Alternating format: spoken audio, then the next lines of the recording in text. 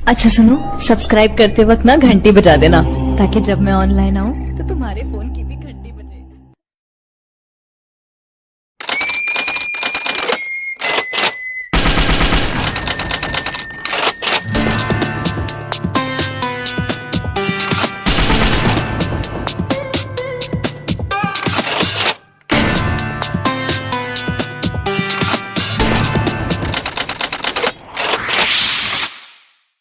मुगल सम्राट। मुगल काल। जब लोदी वंश के अंतिम शासक इब्राहिम लोदी ने भारत देश के अंदर उत्पाद मचाकर रख दिया था, तब मेवाड़ के शासक राणा सांगा ने अफगानिस्तान के सरदार बाबर को भारत बुलाया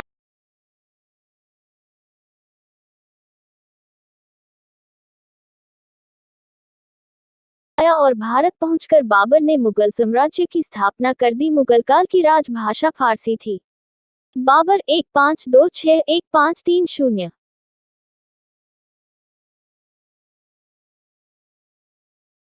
भारत आने से पहले बाबर अफगानिस्तान के पुरतुनिया नामक इलाके के सरदार थे और ये शुद्ध तुर्क थे। भारत आने के बाद बाबर ने लगातार 4 युद्ध लड़े और इन चारों युद्ध में बाबर ने विजय प्राप्त की थी।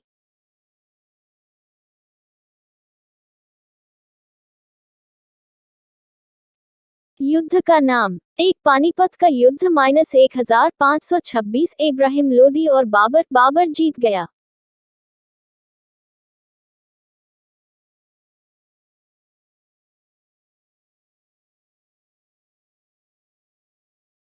2 खानवा का युद्ध 1527 बाबर और राणा सागा, बाबर जीत गया।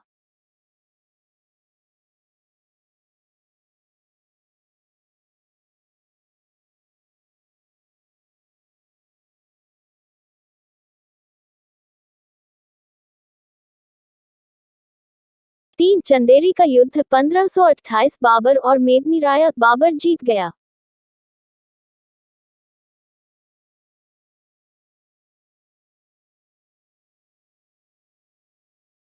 4 घाघरा का युद्ध 1529 बाबर और अफगानों, बाबर जीत गया।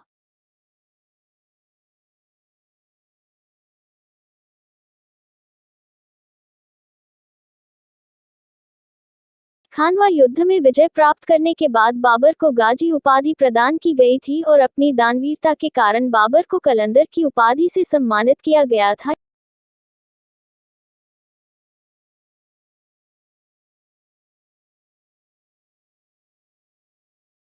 इसकी आत्मकथा का नाम बाबर है और 1530 ईस्वी में बीमारी के कारण बाबर की मृत्यु आगरा में हो गई और बाद में इसे काबुल ले जाकर दफना दिया गया और इसके बाद हुमायूं अगला शासक बना।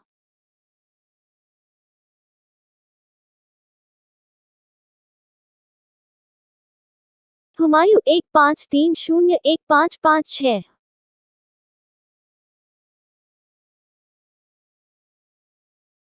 हुमायूं के शासनकाल में शेरशाह सूरी, शक, अफगान इत्यादि लोगों ने आक्रमण किया था। इन सभी को युद्ध में पराजित करने के बाद हुमायूं दोबारा शासक बना था।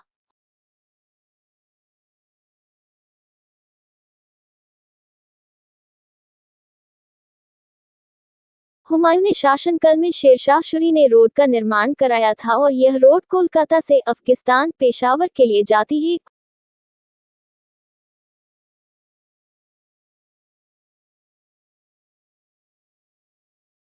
हुमायूं की जीवनी का नाम हुमायूनाया है और इसकी रचना इसकी बहन गुलबदन बेगम ने की थी। 1556 ईस्वी में हुमायूं की मृत्यु शेरमंडल नमक पुस्तकालय की सीढ़ियों से गिरने से हो।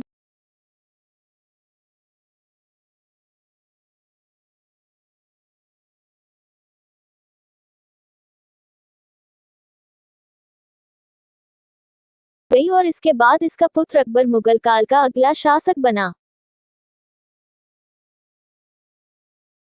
अकबर 1556-1605।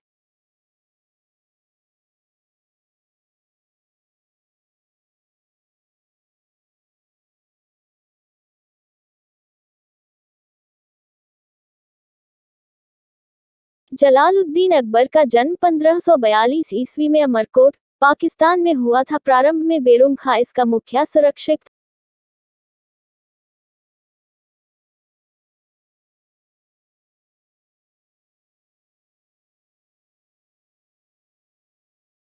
था। अकबर का शासनकाल हिंदी साहित्य का स्वर्ण काल कहलाता है, क्योंकि इसके शासनकाल में कई हिंदी ग्रंथों का अनुवाद फारसी भाषा में किया गया था।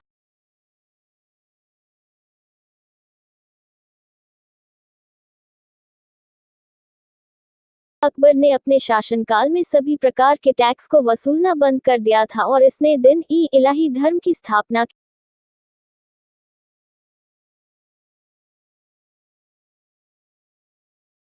की और इसके अनुसार सभी धर्म समान होते ही दिन-ई-इलाही स्वीकारने वाला पहला व्यक्ति अकबर था और पहला हिंदू बीरबल था।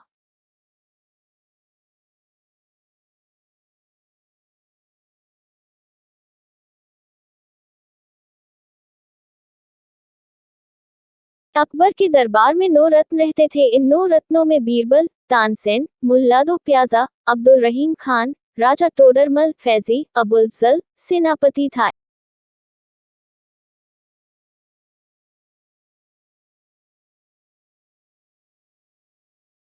इनमें से बीरबल अकबर का प्रसिद्ध सलाहकार था। इसके बचपन का नाम महेशदास था और तानसेन एक प्रसिद्ध संगीतज्ञ था।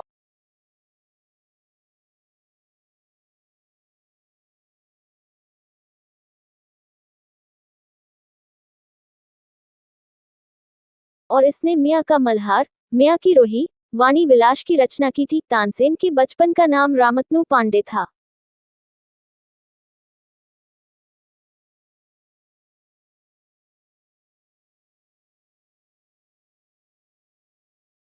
अकबर के दरबार में अब्दुल सैयद प्रसिद्ध चित्रकार था, जबकि मुनीम खां पहला दीवान था। इसके प्रशासन की सबसे छोटी इकाई ग्राम थी।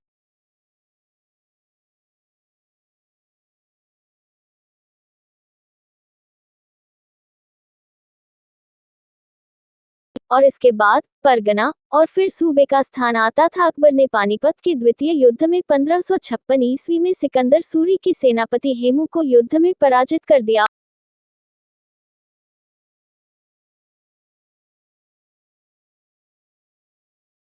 और भारत में उत्तरी क्षेत्र पर कब्जा जमा लिया और इसके बाद इसका पुत्र सलीम मुगल काल का अगला बादशाह बना।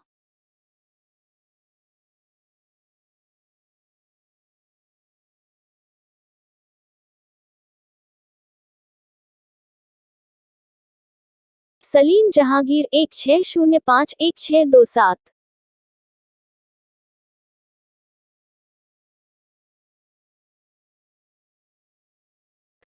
अकबर ने अपने पुत्र का नाम प्रसिद्ध सूफी संत शेख सलीम चिश्ती के नाम पर सलीम रखा था। पूरे मुगल वंश में इन्हें न्याय देवता के नाम से कहा जाता था।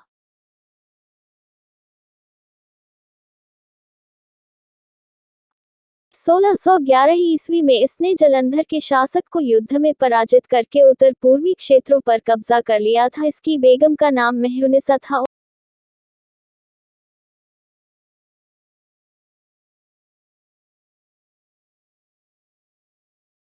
और ये फारस के सुल्तान मिर्जा गया की पुत्री थी और इसे ही नूरजहां के नाम से जाना जाता था। जहांगीर का काल चित्रकारी का स्वर्ण काल कहलाता है,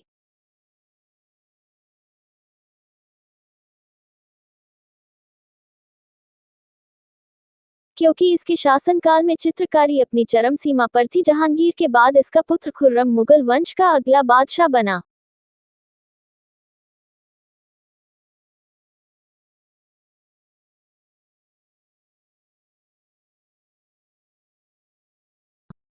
शाहजहां 1627-1657।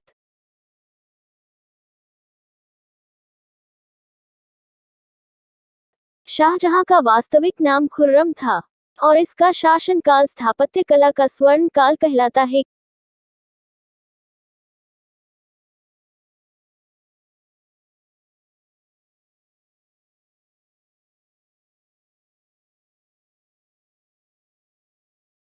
क्योंकि इसके शासनकाल में दिल्ली का लाल किला, दिल्ली की जामा मस्जिद, मयूर सिंहासन, आगरा का ताजमहल इत्यादि का निर्माण कराया था।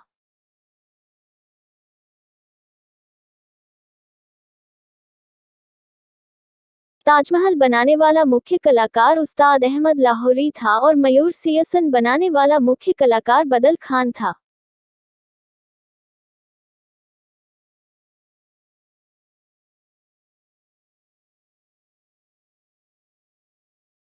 इस मयूर सिंहासन पर सबसे पहली बार शाहजहां और अंतिम बार मुहम्मद शाह रंगीला बैठा था, क्योंकि इसके शासनकाल में फारस का लुटेरा नादिर शाह ने मयूर सिंहासन को लूटकर फारस ले गया था। औरंगजेब 16571707।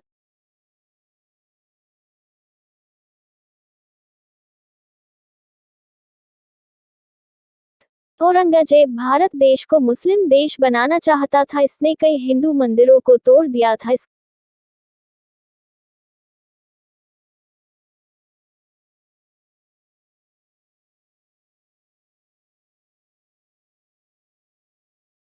के द्वारा तोड़े गए मंदिरों में गुजरात का सोमनाथ मंदिर, काशी का विश्वनाथ मंदिर और मथुरा का केशवराय मंदिर प्रमुख रूप से शामिल थे। पूरे मुगल वंश में औरंगजेब ने सबसे ज्यादा टैक्स वसूला था।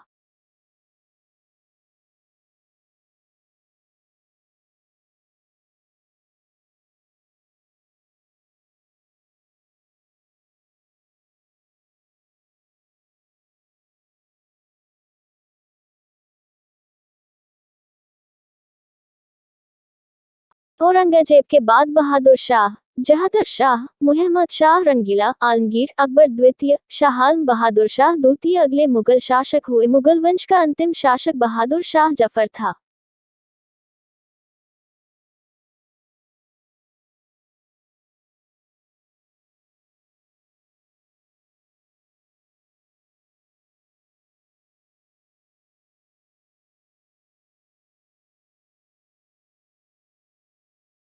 शाहजहां की बेगम का नाम अंजुमन बनो बेगम था और मुमताज के नाम से जनी जाती थी। शाहजहां के 7 संतानें थी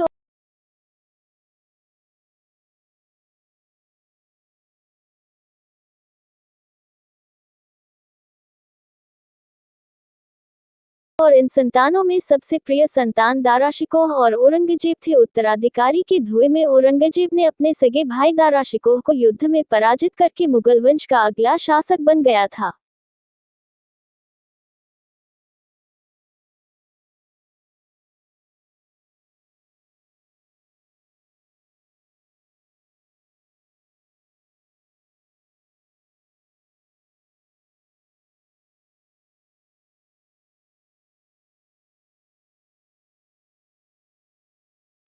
जरूरी नोट: औरंगजेब के गुरु का नाम मुहम्मद हाकिम था।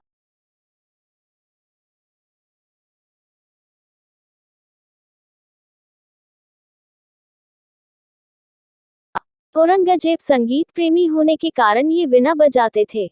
औरंगजेब को लोग जिंद पीर कहकर बुलाते थे। मुगल सेना में इसके शासनकाल में सबसे ज्यादा हिंदू यूरोपीय कंपनी आगमन। जहांगीर के शासनकाल में 3 यूरोपीय यात्री William Hawkins, William Finch, sir Thomas Roe ने व्यापार करने की दृष्टि से प्रवेश किया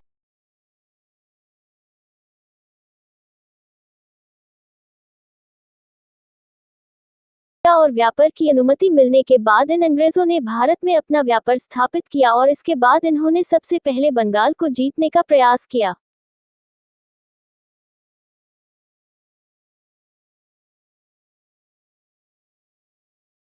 प्लासी का युद्ध। अंग्रेजों ने बंगाल को लूटने की दृष्टि से 23 जून 1757 को अंग्रेज सेनापति रॉबर्ट क्लाइव के नेतृत्व में प्लासी का युद्ध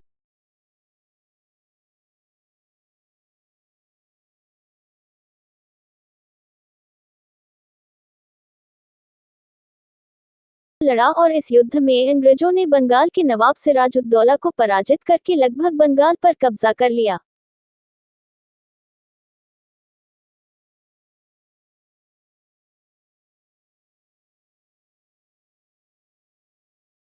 बक्सर का युद्ध। इसके बाद 23 अक्टूबर 1764 ईस्वी अंग्रेजों ने अपने सेनापति हेक्टर मुनरो के नेतृत्व में बक्सर का युद्ध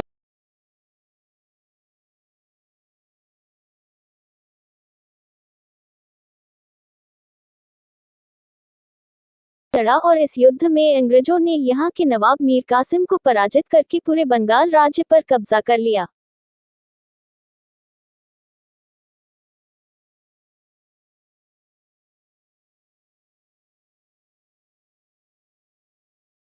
अंग्रेजों का पूरे भारत पर कब्जा।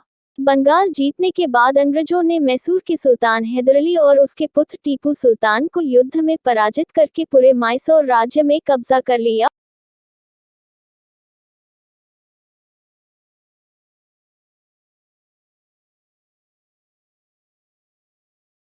और इसके बाद 1797 ईस्वी में इन अंग्रेजों ने मुगल वंश के शाह आलम को पराजित करके दिल्ली पर कब्जा जमा लिया और बाकी बचे राज्यों पर इन अंग्रेजों ने फुटडालो और शासन करो नीति के तहत ब्रिटिश साम्राज्य में मिला लिया।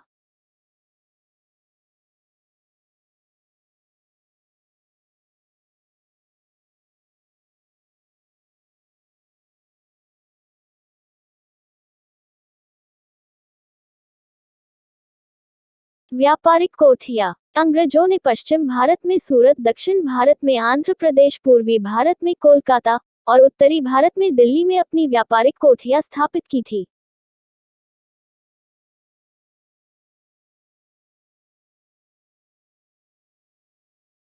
17 मई 1498 में वास्को डी गामा ने भारत के पश्चिम तट पर स्थित कालीकट बंदरगाह पहुंचकर भारत एवं यूरोप के बीच एक समुद्री मार्ग की खोज की और पुर्तगालियों ने अपनी पहली व्यापारिक कोठी कोचीन में लगाई थी।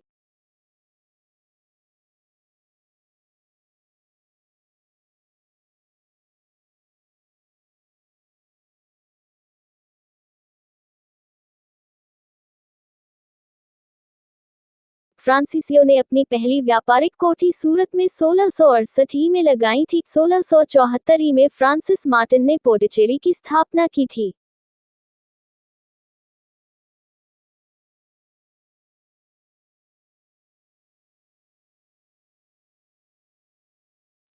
भारत पहुंचने वाला पहला अंग्रेज विलियम हॉकिंस था। पहला पुर्तगाली वास्को डे गामा। पहला फ्रांसीसी गवर्नर डुप्ले।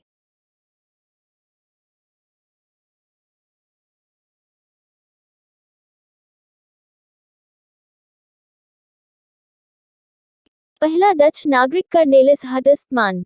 भारत में अंग्रेजों द्वारा निर्मित पहला बैंक बैंक ऑफ हिंदुस्तान था, जिसकी स्थापना 1770 ईस्वी में कोलकाता में अलेक्जेंडर कंपनी के द्वारा की गई थी।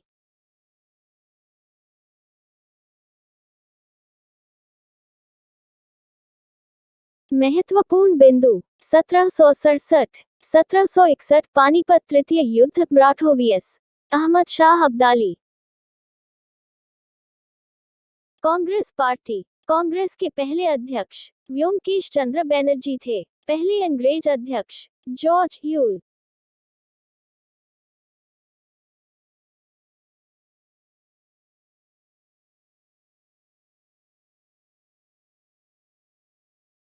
पहले युवा अध्यक्ष मौलाना अब्दुल कलाम आजाद थे। पहली भारतीय महिला अध्यक्ष सरोजनी नायडू थी।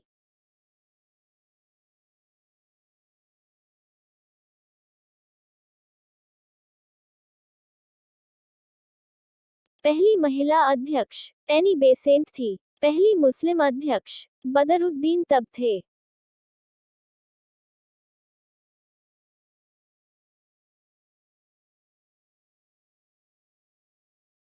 महत्वपूर्ण बिंदु 19191920 19191920 में भारत में मोहम्मद अली और शौकत अली ने तुर्की के खिलाफ मुस्तफा कमाल पाशा के समर्थन में और अंग्रेजों के विरोध में खिलाफत आंदोलन प्रारंभ किया था।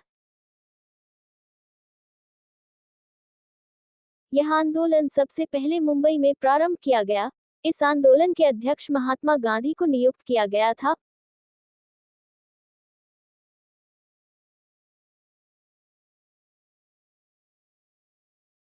महात्मा गांधी के गुरु का नाम गोपाल कृष्ण गोखले था। इनके गुरु का नाम महादेव गोविंद रनाडे था और इनके गुरु का नाम केशवदास था और केशवदास के गुरु का नाम रामदास था।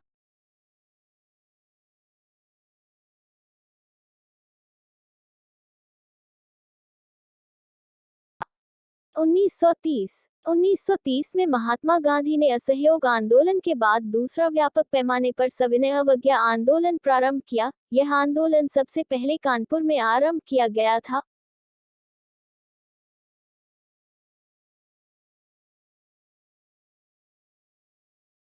और यह 1931 में लॉर्ड इरविन समझौते के बाद बंद कर दिया गया, जिसके तहत महात्मा गांधी दूसरे गोलमेज पर सम्मेलन में पहुंचे थे।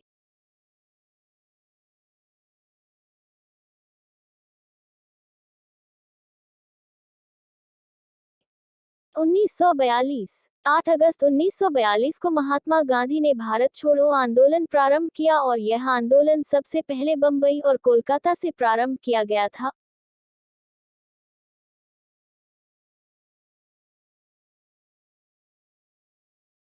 और इसका मुख्य उद्देश्य अंग्रेजों को तुरंत भारत छोड़ने के लिए मजबूर करना था और यह आंदोलन 1942 में क्रिप्स मिशन के आने के साथ ही बंद हो गया।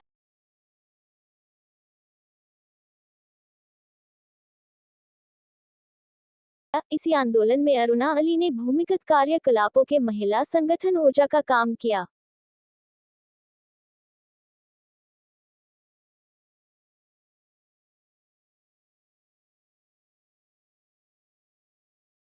ध्यान रखिए फीनिक्स फर्म स्थापना महात्मा गांधी की थी। वायसराय प्रथम गवर्नर रॉबर्ट क्लाइव।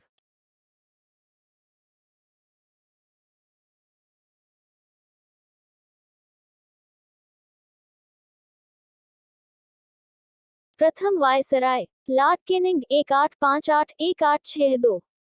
स्वतंत्र भारत के पहले गवर्नर जनरल लॉर्ड माउंटबेटन।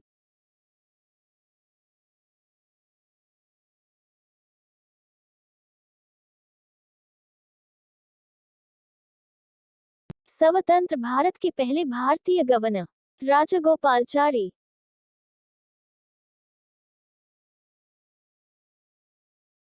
आधुनिक भारतीय इतिहास भाग 3 1912 में भारत की राजधानी कोलकाता से दिल्ली बना दी गई।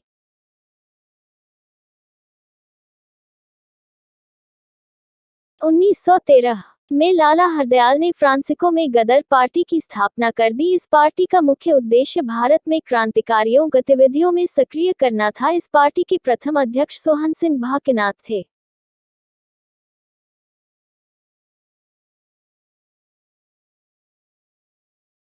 उन्नीस सौ पंद्रह में साउथ अफ्रीका से वकालत करके महात्मा गांधी भारत देश वापस लौटे और भारत लौटते ही इन्होंने भारतीयों से प्रथम विश्व युद्ध में हिस्सा लेने के लिए कहा, जिस कारण महात्मा गांधी को भर्ती करने वाला सर्जेंट कहा जाता है।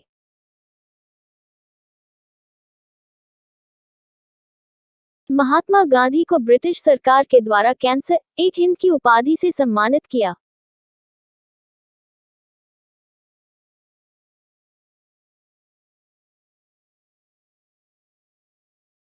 उन्नीस सौ 16 में भारत में 2 जगह होम रूलिंग पार्टी की स्थापना कर दी गई। इस पार्टी का मुख्य उद्देश्य भारत में स्वशासन की स्थापना करना था। पुणे में बाल गंगाधर तिलक और मद्रास में श्रीमती एनी बेसेंट ने स्थापना की थी।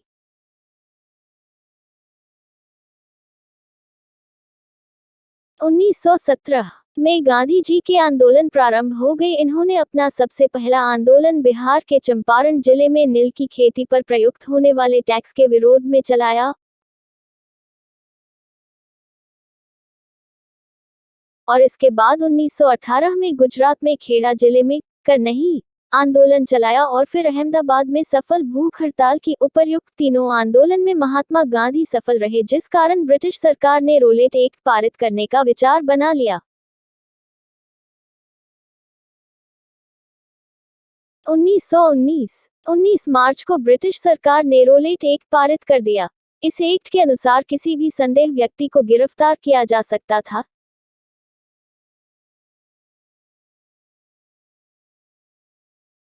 जिस कारण अलीपुर बम कांड में सैफुद्दीन किचलू को गिरफ्तार कर लिया गया और इनकी गिरफ्तारी का पूरे भारत देश में व्यापक पैमाने पर विरोध किया गया।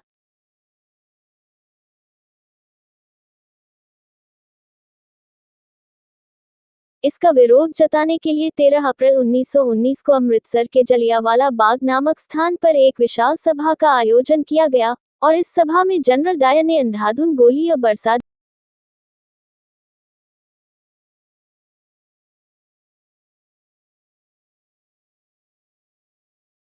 दी, जिसमें 1000 से ज्यादा भारतीय मारे गए और मॉडर्न हिस्ट्री में हत्याकांड जलियांवाला बाग हत्याकांड के नाम से जाना जाता है और इसकी जांच करने के लिए हंटर कमीशन बैठा।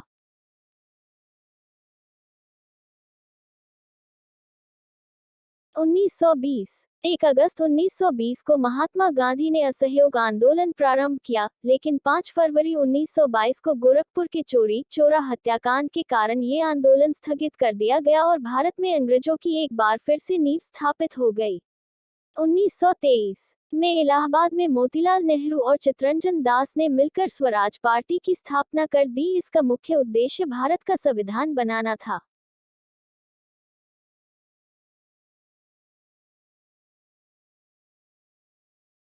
1924 में कर्नाटक के बेलगांव में कांग्रेस अधिवेशन प्रारंभ किया गया। महात्मा गांधी को इस अधिवेशन का पहली बार और आखिरी बार अध्यक्ष नियुक्त किया गया और महात्मा गांधी ने स्वराज पार्टी की मांगों का समर्थन किया।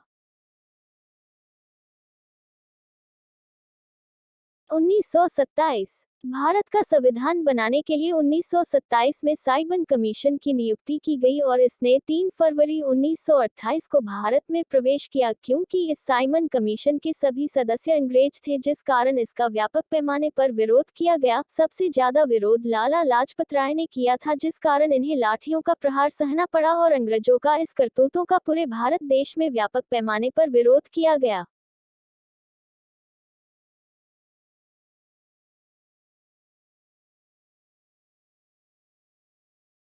1926 अखिल भारतीय महिला संघ की स्थापना हुई। 1927 बटला कमेटी सरकार व राज्यों के बीच संबंधों को सुधारना।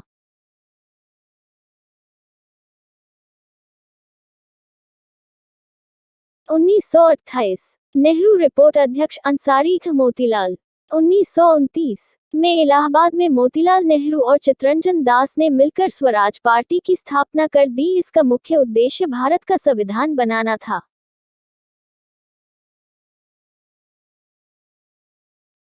1930 में प्रथम गोलमेज, 1931 में द्वितीय गोलमेज, 1932 में तृतीय गोलमेज की चर्चा की गई। इन गोलमेज सम्मेलनों से भारत का संविधान 40% पूरा हो गया और तीनों में भीमराव अंबेडकर ने हिस्सा लिया था और महात्मा गांधी ने द्वितीय गोलमेज सम्मेलन में हिस्सा लिया था।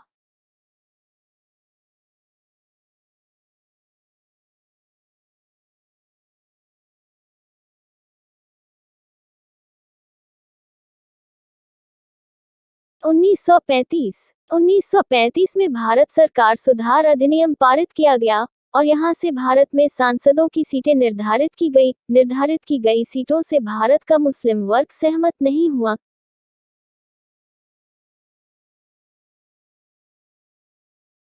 जिस कारण 1940 में मोहम्मद अली जिन्ना ने एक अलग पाकिस्तान बनाने की मांग की। इसकी मांगों को दबाने के लिए 1942 में क्रिप्स मिशन पारित किया गया।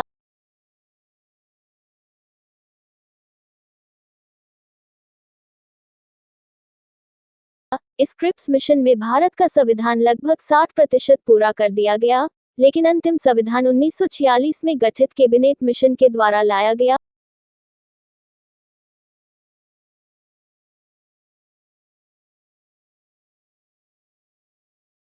और लॉर्ड माउंटबेटन योजना के अनुसार भारत और पाकिस्तान नाम के 2 देश बना दिए गए। इन दोनों देशों के बीच एक सीमा रेखा का निर्धारण किया गया, जिसे रेडक्लिफ रेखा के नाम से जाना जाता है।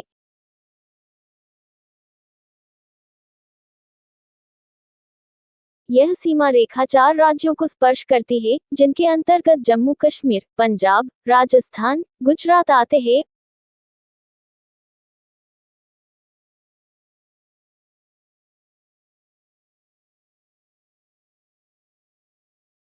और कई वर्षों की गुलामी के बाद 15 अगस्त 1947 को भारत देश स्वतंत्र हो गया और इसका संविधान 26 जनवरी 1950 को लागू कर दिया गया।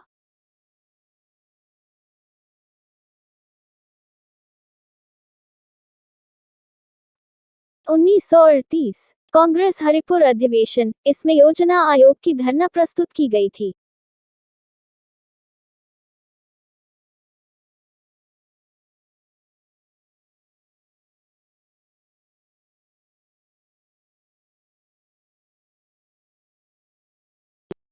जिस समय भारत में कांग्रेस बानी थी, उस समय बंगाल का गवर्नर जनरल लॉर्ड डिफरेंट था। 1857 की क्रांति। 29 मार्च 1857 ईस्वी को मंगल पांडेय नामक एक सैनिक ने बैरकपुर में गाय की चर्बी मिले कारतूसों को मुंह से काटने से स्पष्ट माना कर दिया था।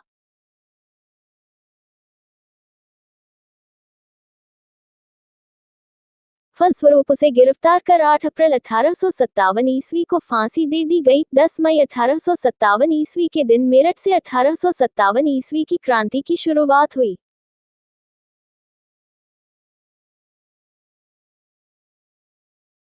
1857 ईस्वी की महाक्रांति के प्रमुख केंद्र दिल्ली, बहादुर शाह जफर बख्त खां के नेतृत्व में, कानपुर, नाना साहब तात्या के नेतृत्व में,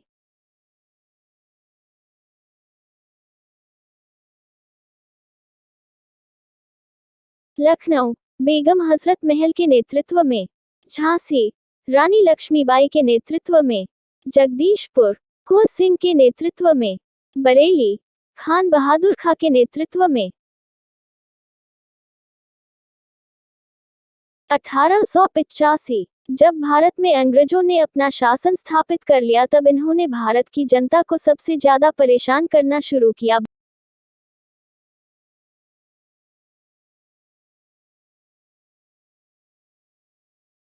भारतीयों को मन में एक ऐसी राजनीतिक पार्टी बनाने की मांग बढ़ी जो भारत की जनता की मांगों को अंग्रेजों तक पहुंचा सके, जिस कारण 1885 में कांग्रेस की स्थापना बंबई में कर दी गई। जिस समय भारत में कांग्रेस का निर्माण हुआ था उस समय बंगाल का गवर्नर जनरल लॉर्ड डफरिन था। 1886 में यह कांग्रेस पूरे भारत देश में फैल गई और अब यह एक राष्ट्रीय पार्टी बन गई थी।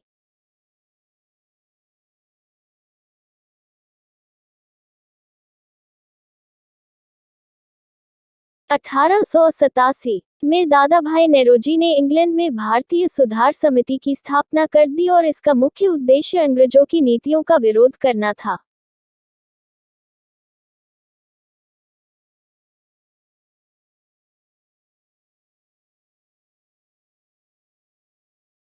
1892 में दादा भाई नेरोजी ने ब्रिटेन के फिन्सबरी नामक स्थान से सांसद का चुनाव लड़ा और ब्रिटेन की सांसद पहुंचने वाले यह पहले भारतीय थे।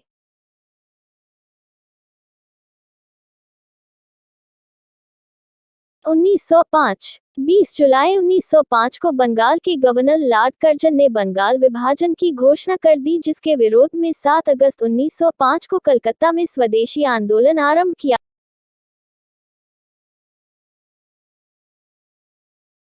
पर फिर भी लॉर्ड कर्जन ने 15 अक्टूबर 1905 को बंगाल का विभाजन प्रारंभ कर दिया।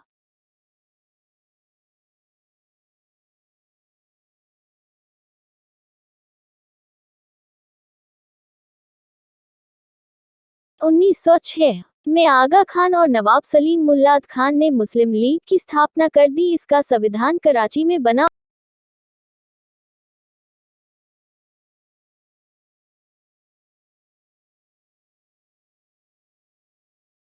और इसका पहला अधिवेशन अमृतसर में आयोजित किया गया।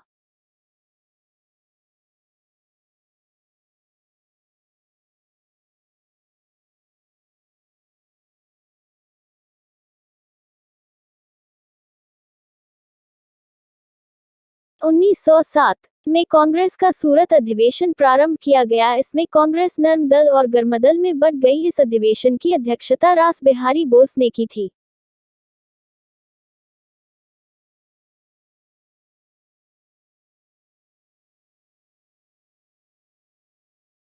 उन्नीस सौ 8 से 1910 के बीच में भारत में क्रांतिकारी गतिविधियां सक्रिय हो गई।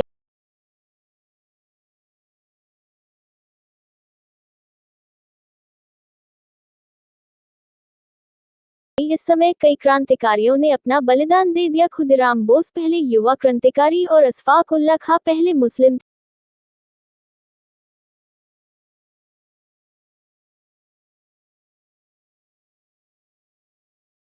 थे जिन्होंने देश के लिए बलिदान दिया था। इस समय पूरे भारत देश में अराजकता का माहौल निर्मित हो गया।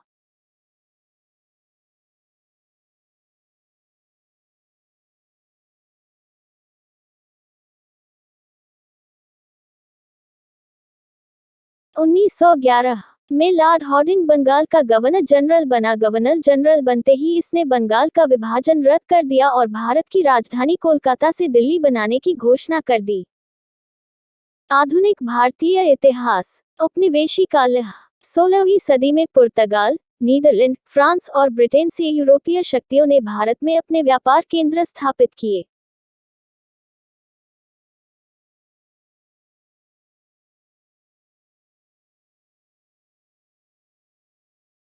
बाद में आंतरिक मतभेदों का फायदा उठाकर उन्होंने अपनी कॉलोनियां स्थापित कर ली। ब्रिटिश राज।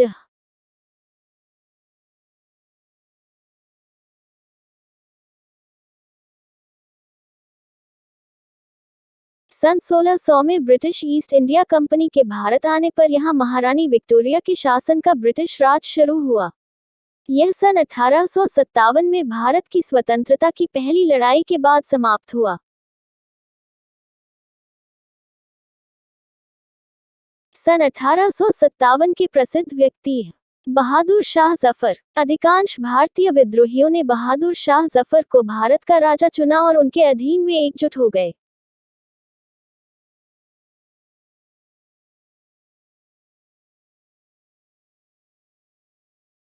अंग्रेजों की साजिश के सामने वो भी नहीं टिक पाए। उनके पतन से भारत में 3 सदी से ज्यादा पुराने मुगल शासन का अंत हो गया।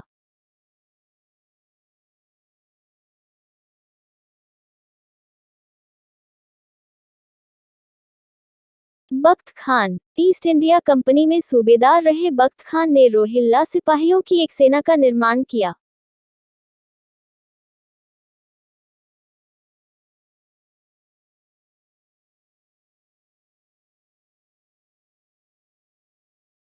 मई 1857 में अंग्रेजों के खिलाफ मेरठ में सिपाहियों के विद्रोह करने के बाद वो दिल्ली में सिपाही सेना का कमांडर बन गए।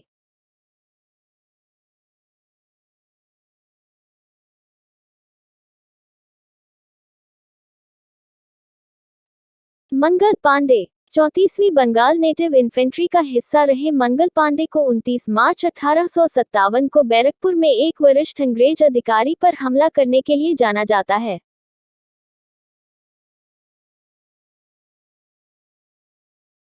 इस घटना को ही भारत की स्वतंत्रता संग्राम की शुरुआत माना जाता है।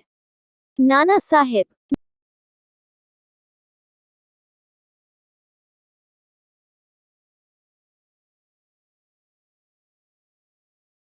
निर्वासित मराठा पेशवा बाजीराव द्वितीय के दत्तक पुत्र नाना साहेब ने कानपुर में विद्रोह का नेतृत्व किया था।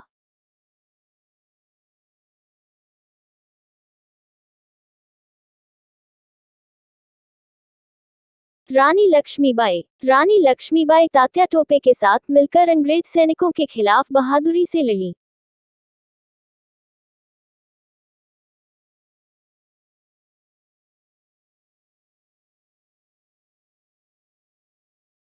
सत्रह जून 1858 को ग्वालियर के फूल बाग इलाके के पास अंग्रेजों से लड़ते हुए उन्होंने अपना जीवन न्यौछावर कर दिया।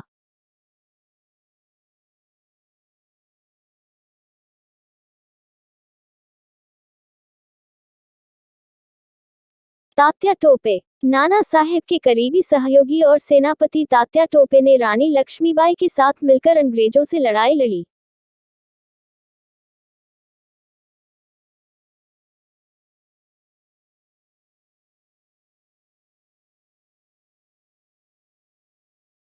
वीर कुंवर सिंह। वर्तमान में बिहार के भोजपुर जिले का हिस्सा रहे जगदीशपुर के राजा ने अंग्रेजों के खिलाफ सशस्त्र सेना का नेतृत्व किया।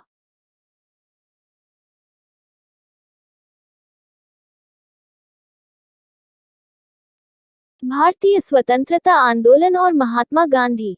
20वीं सदी में महात्मा गांधी ने लाखों लोगों का नेतृत्व किया और सन 1947 में स्वतंत्रता हेतु एक अहिंसक सविनय अवज्ञा आंदोलन चलाया। भारत में यूरोपीय कंपनियों का आगमन। भारत में यूरोपीय कंपनियां का आगमन व्यापार करने के उद्देश्य से हुआ, लेकिन वह भारत की भव्यता से प्रभावित होकर धीरे धीरे घुसपैठ करने लगे और अपना साम्राज्य का विस्तार करने लगे।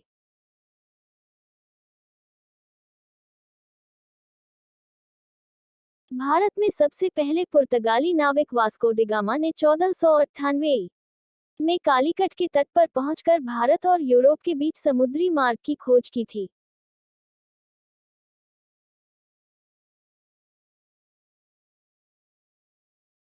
इसके पश्चात पुर्तगाली यात्री वास्को डी गामा ने 8 जुलाई 1497 को भारत की अपनी खोज यात्रा आरंभ की। ये पहले बार्थोलोम्यू डियास द्वारा खोजे गए मार्ग का अनुसरण करते हुए मोजाम्बिक पहुंचा।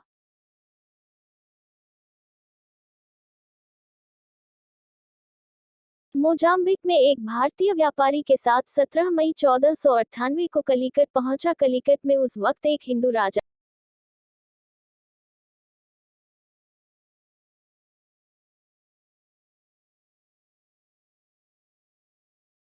थे, जमोरिन। जमोरिन एक पैतृक उपाधि थी। इसने वास्को डी गामा का स्वागत किया और अपने राज्य में रहने व व्यापार करने की अनुमति भी दी।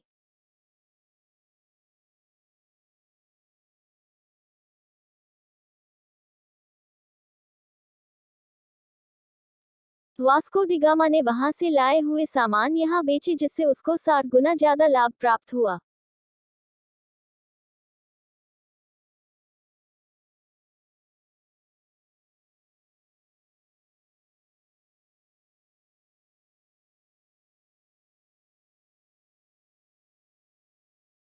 भारत में यूरोपीय कंपनियों के आगमन का सही क्रम है। पुर्तगाली, डच, अंग्रेज,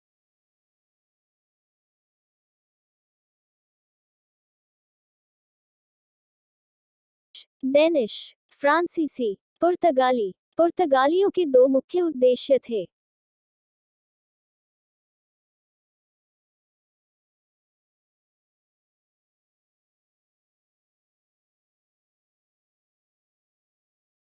पहला, अरबों व वेनिश के व्यापारियों का भारत से प्रभाव खत्म करना तथा दूसरा, ईसाई धर्म का प्रचार प्रसार करना। भारत में पहला पुर्तगाली तथा पहला यूरोपीय यात्री वास्को डी गामा 90 दिनों की यात्रा करके अब्दुल मनीक नामक गुजराती पथ प्रदर्शक की सहायता से 17 मई 1498 में भारत आया था।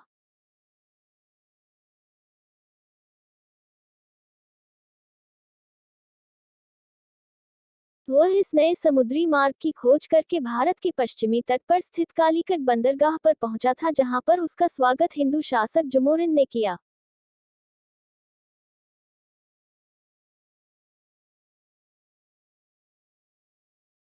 वास्को डी गामा को पहले से व्यापार कर रहे अरबों के विरोध का सामना करना पड़ा और 1499 में वापस लौट गया।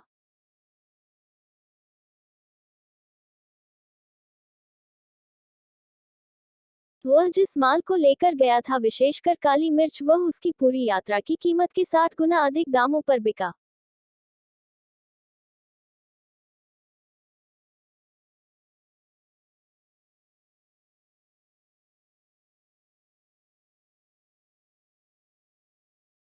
सन 1505 फ्रांसिस्को डी अल्मीडा भारत में पहला पुर्तगाली गवर्नर बनकर आया और 1509 तक रहा।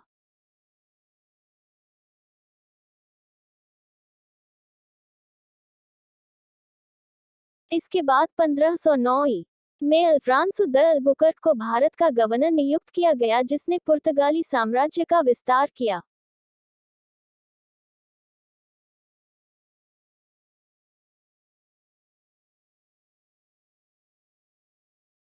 अल्बुकर्क ने 1510 में बीजापुर के शासक यूसुफ आदिल शाह से गोवा जीत लिया तथा उसे प्रमुख व्यापारिक केंद्र बनाया।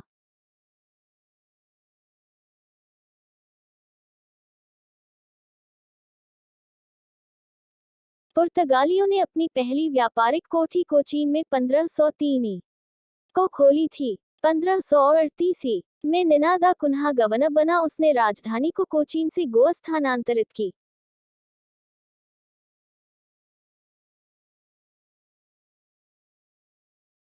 पंद्रह 1542 में मार्टिन अल्फांसो डिसूजा गवर्नर बना तथा उसके साथ जेसुइट संत फ्रांसिस्को जेवियर भारत आया।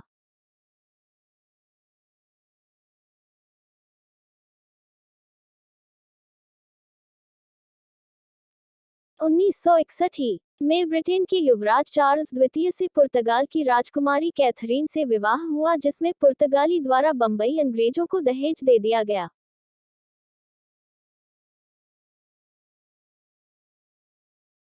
भारत में पुर्तगाली द्वारा मध्य अमेरिका से आलू, तंबाकू, मकई लाया गया था। भारत में जहाज निर्माण एवं प्रिंटिंग प्रेस का सूत्रपात करने में भी पुर्तगालियों का योगदान रहा।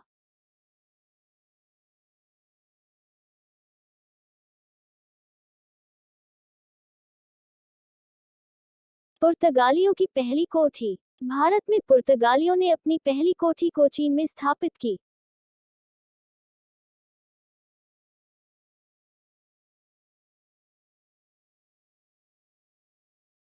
फारस की खाड़ी पर अधिकार। उन्होंने व्यापार की दृष्टि से महत्वपूर्ण फारस की खाड़ी में स्थित हरमुज पर 1515 में अधिकार कर लिया।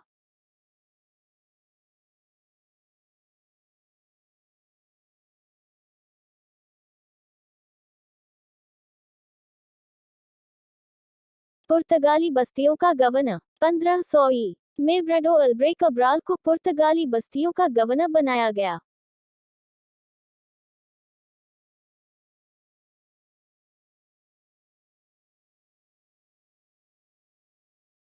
पुर्तगाली साम्राज्य का वास्तविक संस्थापक। 1509 में अल्फांसो डी अल्बुकर्क भारत में पुर्तगाली प्रदेशों का गवर्नर बन के आया। इसे भारत में पुर्तगाली साम्राज्य का वास्तविक संस्थापक भी माना जाता है। पुर्तगालियों की कोठियां। अल्बुकर्क ने 1510 में बीजापुर के सुल्तान यूसुफ आदिल शाह से गोवा छीन लिया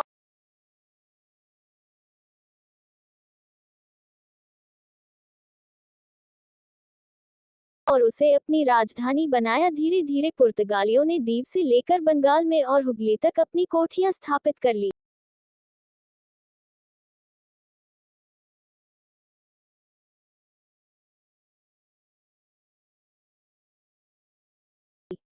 कोलंबो तथा मलक्का पर अधिकार।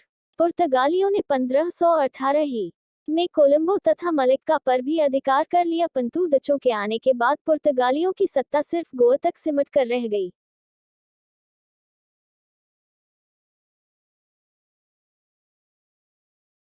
डचों का शासन 1961 तक रहा।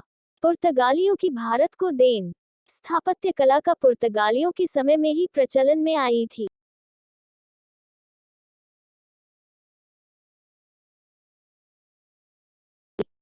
पुर्तगालियों ने ही गोवा में 1556 में भारत में प्रथम प्रिंटिंग प्रेस की भी स्थापना की थी।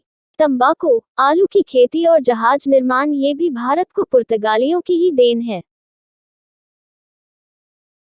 कुछ रोचक जानकारी। वास्को डी गामा के नाम पर पुर्तगाल की राजधानी लिस्बन में पुल बनाया गया है, जो यूरोप का सबसे लंबा पुल है, जिसकी लंबाई 17.2 किलोमीटर है।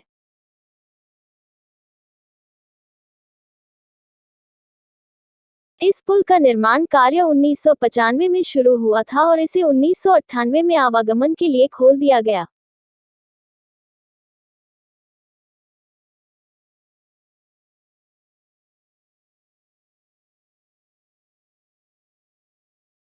इसे ठीक उसी समय खोला गया था जिस समय वास्को डी गामा के समुद्र मार्ग से भारत की खोज की 500th एनिवर्सरी मनाई जा रही थी। भारत में यूरोपीय कंपनियों का आगमन। डचों का आगमन। भारत में व्यापारियों के रूप में पुर्तगालियों के बाद डचों का आगमन हुआ। डच, हॉलैंड, वर्तमान नीदरलैंड के निवासी थे।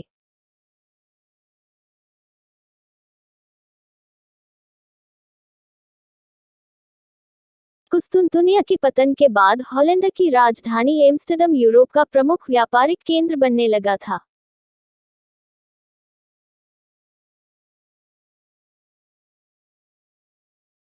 पंद्रह सौ 96 में Cornelis de Houtman Banten, Cape of Good Hope होते हुए सुमात्रा तथा बाटेन पहुंचने वाला प्रथम डच नागरिक था।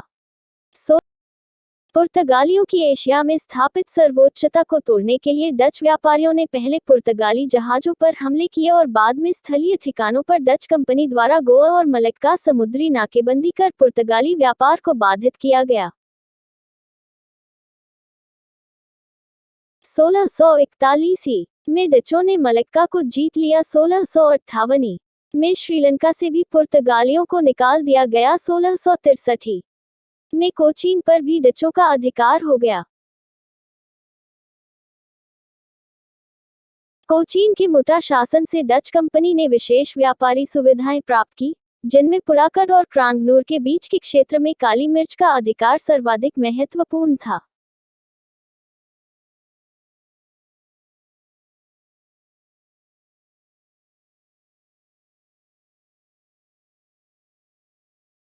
डचों ने 1605 में मछलीपट्टनम में प्रथम डच कारखाने की स्थापना की। डचों द्वारा भारत में स्थापित कुछ अन्य कारखाने निम्न हैं।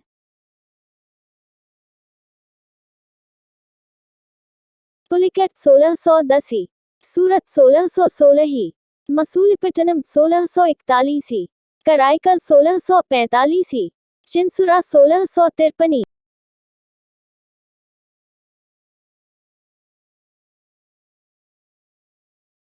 कोचीन 1663, कासिम बाजार, पटना, बालासोर, नागपट्टनम 1658। डचों की व्यापारिक संस्था वोक वीओसी एक नवीन प्रकार की संस्था थी और डचों के इस प्रयोग से पुर्तगालियों की व्यापारिक सत्ता को तोड़ने में मदद मिली। मुनाफे और पूंजी पर नियंत्रण तथा उनके निवेश द्वारा स्थायी पूंजी का निर्माण कंपनी की मुख्य कार्यनीति थी। 1632 में हुगली क्षेत्र से पुर्तगालियों को डचों ने हटाना शुरू किया।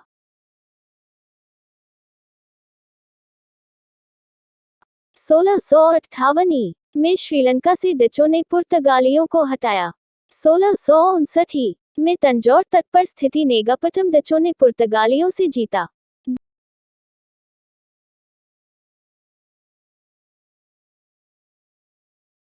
डच व्यापार एशियाई संपर्क के आरंभिक चरण में डच मूलतः काली मिर्च एवं अन्य मसालों के प्रति रुचि रखते थे। चूंकि ये मसाले मुख्यतः इंडोनेशिया में मिलते थे,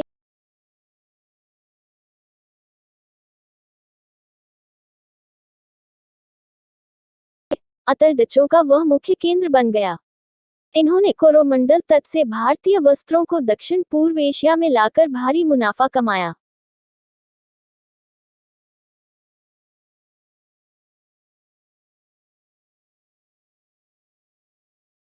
मद्रास के दक्षिण में से ड्रासपटम विशेष वस्त्र हेतु प्रसिद्ध था। एशियाई व्यापार में पुर्तगाली सर्वोच्चता को तोड़ने के लिए डचों ने उनके जहाजों पर प्रहार किए और स्थलीय अड्डों पर आक्रमण किए। मसूलीपट्टनम से नील का निर्यात किया जाता था। डचों ने शोरे के निर्यात व्यापार को बहुत प्रोत्साहित किया। अफीम, रेशम और सूती वस्त्र को जावा और चीन में बेचकर डचों ने लाभ कमाया।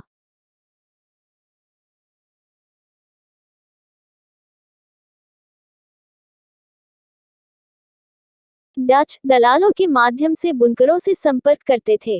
वैसे कभी कभी वे कारीगरों को सीधा रोजगार भी देते थे।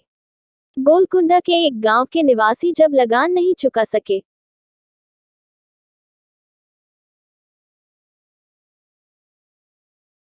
तब डचों ने लगान की रकम चुकाकर उनसे सेवाएं प्राप्त की।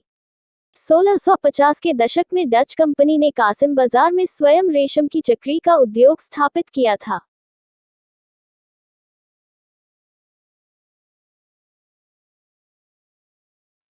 डच अंग्रेज संघर्ष। समस्त 17वीं शताब्दी के दौरान डच ने पुर्तगालियों के प्रभाव को समाप्त करके पूरब में मसाले के व्यापार पर एकाधिकार सुनिश्चित कर लिया।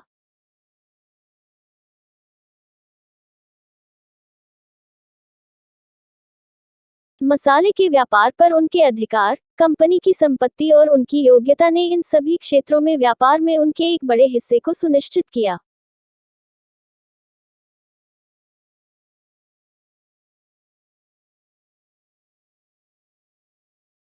पुर्तगालियों द्वारा नियंत्रित अंतर एशियाई व्यापार पर डच ने कब्जा कर लिया।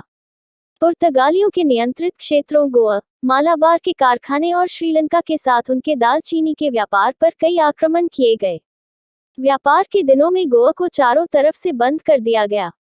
1641 में मलक्का पर कब्जा कर लिया गया और 1655-56 में कोलंबो और 1659-63 में कोचिन पर कब्जा हासिल कर लिया गया। इसके साथ ही डचों ने वास्तविक रूप से पुर्तगालियों का वर्चस्व समाप्त कर दिया, लेकिन अंग्रेजों के रूप में उनका एक प्रतिद्वंदी बाकी था।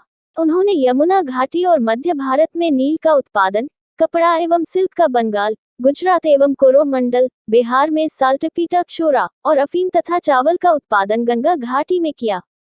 17वीं शताब्दी के मध्य से भारत तथा हिंद महासागरीय क्षेत्र में प्रभुता की स्थापना के लिए डच और अंग्रेजों में संघर्ष आरंभ हो गए।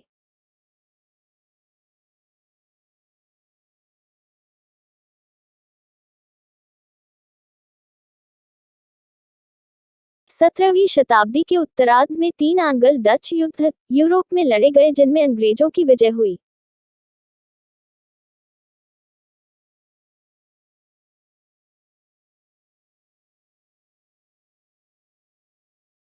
उल्लेखनीय है कि 1717 ही में अंग्रेजों को मुगल व्यापारिक फरमान मिलने पर डच शक्ति पिछड़ने लगी।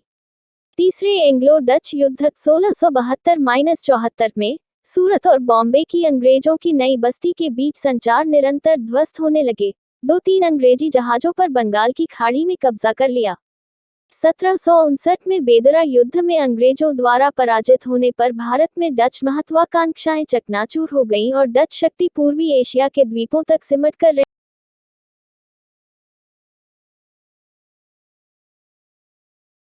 गई। डचों का पतन लगभग 3 शताब्दियों तक पूर्वी द्वीप समूहों पर डचों का अधिकार रहा, परंतु अंग्रेजों ने भारत में उन्हें स्थापित नहीं होने दिया।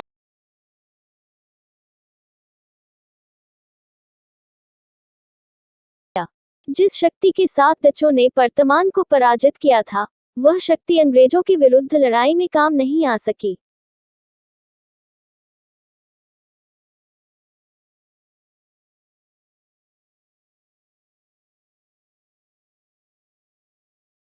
आरंभिक वर्षों में डचों एवं अंग्रेजों के बीच अच्छे संबंध थे, किंतु बाद में व्यापारिक प्रतिद्वंद्विता के कारण वे एक दूसरे के शत्रु बन गए।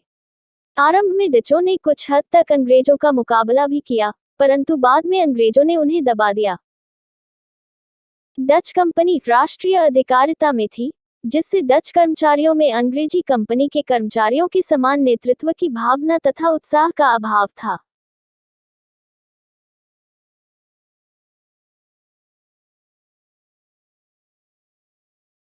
डच कंपनी के अधिकारियों का वेतन बहुत कम था, इसलिए वे अपने निजी व्यापार में ही ज्यादा सक्रियता दिखाते थे। प्रत्यक्ष अथवा अप्रत्यक्ष रूप से वे कंपनी के हितों की अनदेखी करते थे। अधिकारियों की उपेक्षापूर्ण नीति के कारण डच कंपनी की स्थिति निरंतर खराब होती गई। हॉलैंड लंबी अवधि तक पराधीन रहा था, इसलिए उसके पास साधनों की पर्याप्तता नहीं थी, जबकि दूसरी ओर इंग्लैंड सदा स्वाधीन रहा था और उसके पास साधनों की प्रचुरता थी।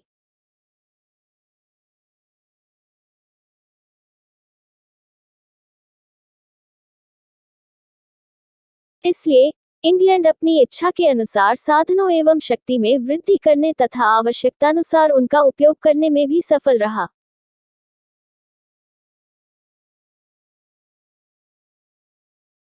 बाद के वर्षों में डच व्यापारियों ने भारत की अपेक्षा दक्षिण पूर्वी एशिया के मसालों के द्वीपों का ओर अपना ध्यान केंद्रित किया। इन्हीं द्वीपों में अपनी विकासात्मक गतिविधियां को केंद्रित करने के कारण डचों को भारत में स्थित अपनी बस्तियों से हाथ धोना पड़ा। यूरोप में अपनी स्थिति खो देने तथा समर्थ पर अधिकार खो देने के पश्चात कोई भी शक्ति पूर्व में अपनी प्रमुखता नहीं बनाए रख सकती थी, और ऐसा ही डचों के साथ भी हुआ।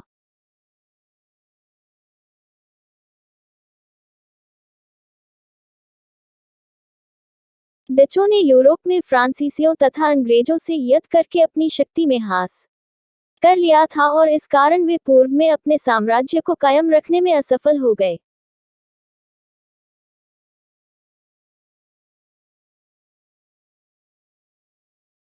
डेन्स 1661।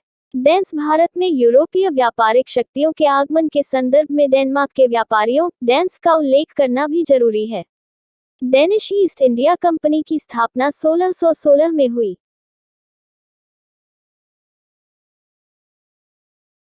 इसने 1620 में ट्रैंकोबार, तमिलनाडु के पूर्वी तट पर एक कारखाना स्थापित किया।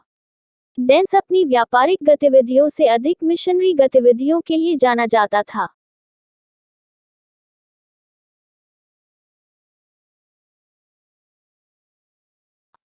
डेन्स ने कलकत्ता के नजदीक से रामपुर में 1755 से मुख्य व्यापारिक बस्ती की स्थापना की, और यह इनकी व्यापारिक गतिविधियों का मुख्य केंद्र रहा।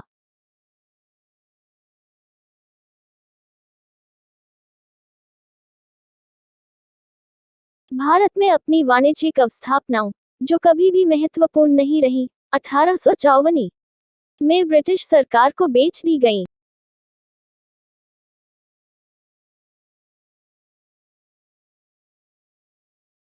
सूरत स्थित डच व्यापार निदेशालय डच ईस्ट इंडिया कंपनी का सर्वाधिक लाभ प्राप्त करने वाला प्रतिष्ठान था।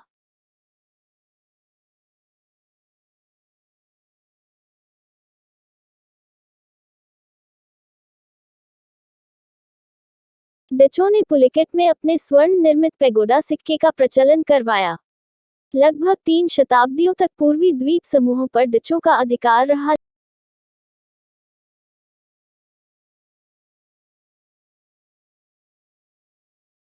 लेकिन अंग्रेजों ने भारत में उन्हें स्थापित नहीं होने दिया। जिस शक्ति के साथ डचों ने पुर्तगालियों को पराजित किया था, वह शक्ति अंग्रेजों के विरुद्ध लड़ाई में काम नहीं आ सकी।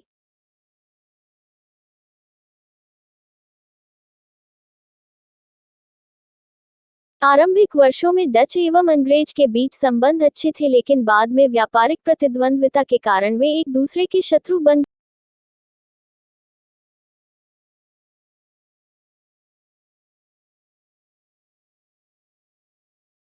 गए। आरंभ में डचों ने कुछ हद तक अंग्रेजों का मुकाबला किया, लेकिन बाद में अंग्रेजों ने उन्हें दबा दिया।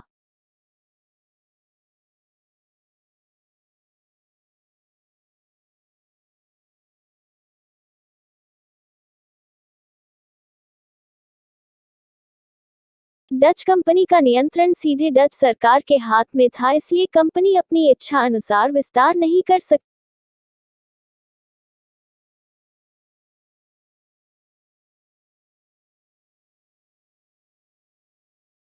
थी जो कंपनी के पतन का प्रमुख कारण बनी। इसके अलावा अपने प्रतिद्वंदी अंग्रेजों की तुलना में डचों की नौसैनिक शक्ति कम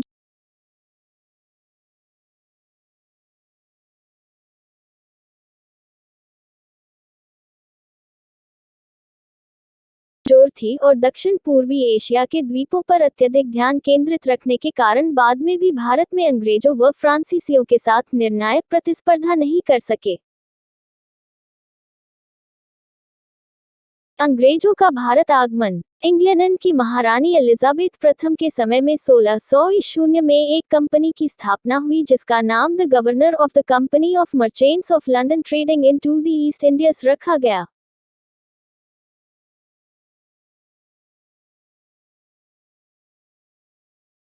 इसे पूर्व के साथ 15 वर्षों के लिए व्यापार की अनुमति प्रदान की गई।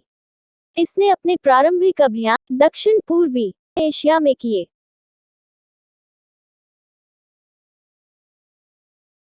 1688 में एक नई कंपनी न्यू कंपनी को भी पूर्व के साथ व्यापार करने की अनुमति प्रदान की गई।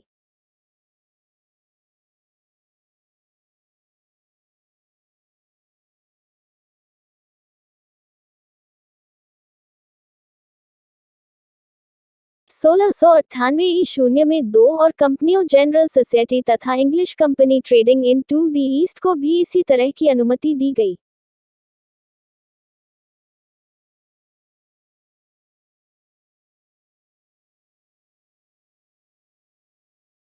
(1702 में इन कंपनियों ने आपस में विलय का निश्चय किया। 1708 में इन कंपनियों का विलय हो गया, तब इसका नाम the united company of merchant of England trading in to the East Indies रखा गया।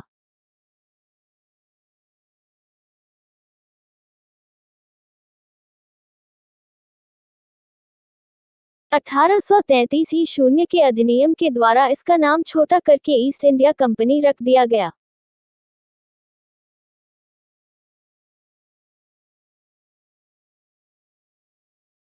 भारत में फैक्ट्रियां पूर्व के साथ व्यापार की अनुमति मिलने के बाद इंग्लैंड के शासक जेम्स प्रथम ने अपने एक राजदूत हाकिंस को अकबर के नाम का पत्र लेकर भेजा।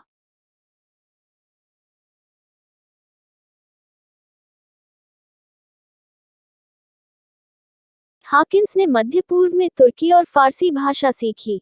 1608 ईस्वी में हेक्टर नामक जहाज से वह सूरत पहुंचा।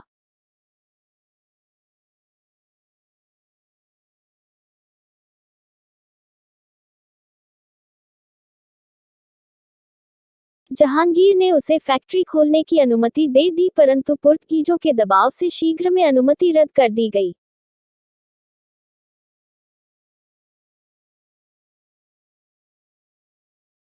तब अंग्रेज ने दक्षिण जाकर 1611 ईस्वी में मछलीपट्टनम में अपनी फैक्ट्री स्थापित की।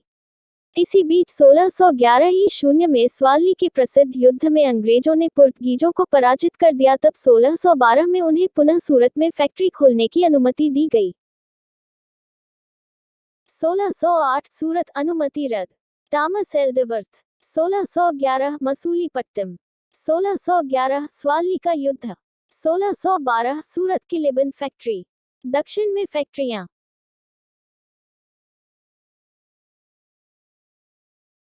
1611 मसूलीपट्टनम। 1626 अरमागांव कर्नाटक। 1632 गोल्डन फर्मन गोलकुंडा के शासक के द्वारा जारी किया गया।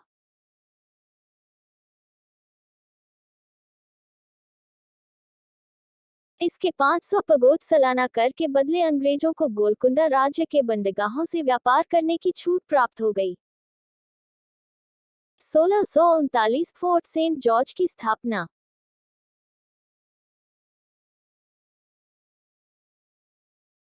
फ्रांसिस डे ने चंद्रगिरी के राजा से मद्रास को पट्टे पर लिया और वहां एक किला बंद कोठी बनवाई। इसी का नाम फोर्ट सेंट जॉर्ज पड़ा।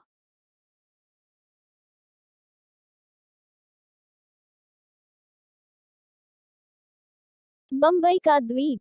1661 ईस्वी में इंग्लैंड के राजा चार्ल्स द्वितीय का विवाह पुर्तगीज राजकुमारी कैथरीन मेवो के साथ हुआ।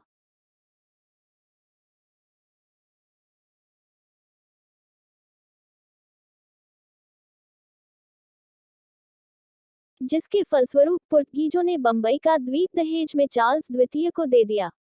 चार्ल्स द्वितीय ने 1668 ईस्वी में 10 पाउंड वार्षिक किराए पर यह द्वीप ईस्ट इंडिया कंपनी को दे दिया।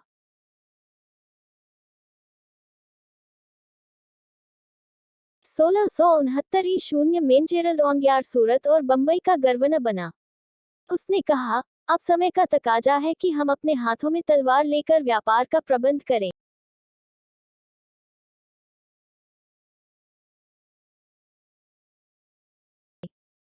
1688 ईस्वी में इसी नीति का पालन करते हुए सर जॉन चाइल्ड ने कुछ मुगल बंदरगाहों पर घेरा डाला।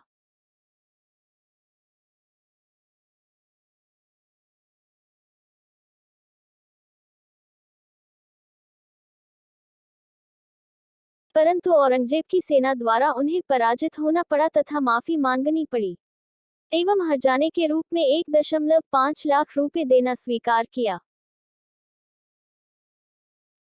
बंगाल में अंग्रेजी शक्ति का विकास।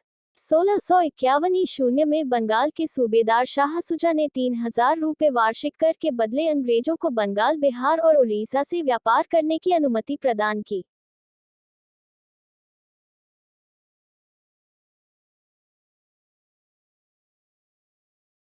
यह अनुमति इसलिए प्रदान की गई क्योंकि ग्रेबियन बाटन नामक चिकित्सक ने शाह सुजा की किसी बीमारी का इलाज किया।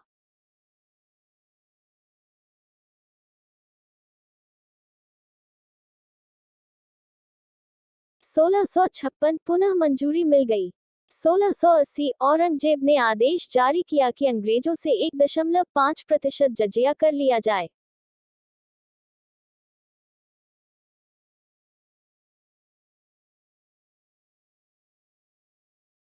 1686 अंग्रेजों ने हुगली को लूटा परंतु बुरी तरह पराजित किए गए और एक ज्वर-ग्रसित द्वीप में पहुंचे।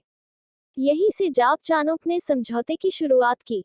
बहुत अनुनय विनय के बाद इन्हें वापस लौटने की अनुमति मिल गई। 1690 जाप चानोक ने सुल्तानाती में एक फैक्ट्री खोली, जो आगे चलकर कलकत्ता बना। इसी कारण चानोक को कलकत्ता का जन्मदाता माना जाता है।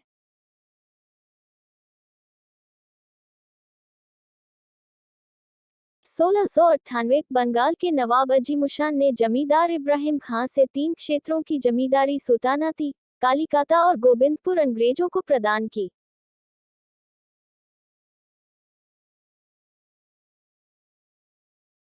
यहीं पर 1700 ईस्वी में फोर्ट विलियम की नींव रखी गई। चार्ल्स आय इसका पहला प्रेसिडेंट बना। मुगल दरबार में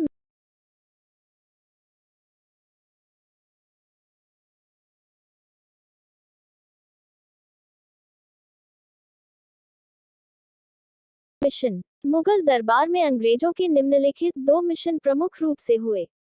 1. नारिश मिशन। 1698 इंग्लैंड के राजा विलियम तृतीय ने एक अन्य company English company trading into the east की स्थापना की। इस कंपनी ने व्यापारिक सुविधाएं प्राप्त करने के लिए सर विलियम नारिस की अध्यक्षता में एक मिशन औरंगजेब के दरबार में भेजा, किंतु इसका कोई फल न हुआ।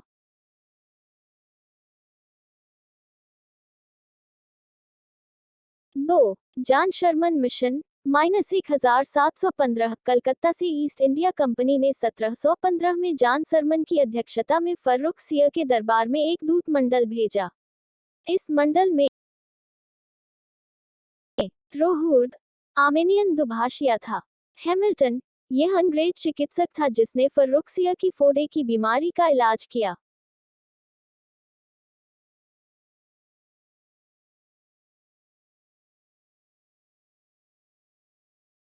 इससे प्रसन्न होकर फर्रुख सिंह ने 1717 ही शून्य में एक फरमान जारी किया जिसके द्वारा 3000 रू शून्य वार्षिक कर के बदले में कंपनी को बंगाल में मुक्त व्यापार की छूट मिल गई।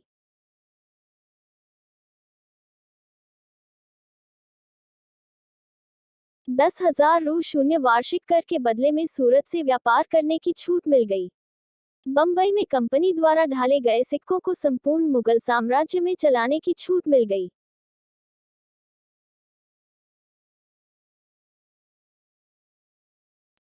ब्रिटिश इतिहासकार ऑर्म ने इसे कंपनी का मैग्ना कार्टा कहा। वस्तुतः इस व्यापारिक छूट से कंपनी को बंगाल में अपने पांव जमाने में सहूलियत मिली।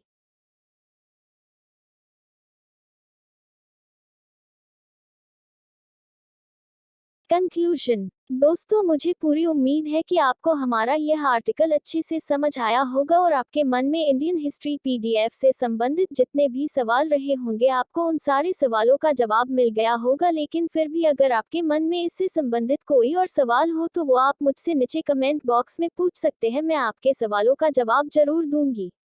मुख्य विषय: ज्ञान कोश, इतिहास, भूगोल, गणित, अंग्रेजी, रीजनिंग। डाउनलोड: एसएससी, रणनीति, अर्थव्यवस्था, विज्ञान, राज्य व्यवस्था, राज्यवार हिंदी टेस्ट सीरीज अनलिमिटेड, कृषि क्विज जीवनी, प्रतियोगी गणित, प्रतियोगी अंग्रेजी, निशुल्क डाउनलोड। प्राचीन इतिहास, मध्यकालीन इतिहास, आधुनिक इतिहास, स्वतंत्रता संग्राम, शब्दावली, परीक्षा पैटर्न, महान विभूतियां, निशुल्क ई बुक, ज्ञान कोश, भारतीय राज्य व्यवस्था, परीक्षा रणनीति, पुरस्कार एवं सम्मान, जीव विज्ञान, रसायन विज्ञान।